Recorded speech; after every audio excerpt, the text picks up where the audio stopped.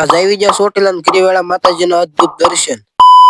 બીજા બોટાદના bus station ઉતરી જા ચા પીવા. સ્પોન્સર તો કોઈ નહોતા એટલે પોતપોતાના પૈસા આપીને ચા પીને ઉપડી જા પાછા બસ બાજુ ચડી જા બસમાં. બસ વાળા ભાઈ ઉપડે તો કઈક કાર્યક્રમ લાગે છે. આવી જા બોટાદની કોલેજ અને આ છે પાછું દવાખાનું જે બિલ્ડિંગ જેવું પણ બતાવે છે. પેડા તનકરા આઈસન ને આવી ગયું બોટાદમાં કપાસનું જીન. આગેથી જ બતાવી ગયું તાજમહેલ ને વચમાં આવી ગયું જંગલ. પૂગી જા પાળિયાદના બસ સ્ટેશન હવાર સ્પોર્ટમેન જોવા મળ્યા. વચમાં આવી ગયું અરબ સાગર ને હવારમાં વેસાતા છોકરાઓ માટે જેસીબી. આવી જા વિશ્યાના બસ સ્ટેશન આ ડુંગર તમને ખબર પડી જ ગઈ છે અમે ક્યાં જાવી છે.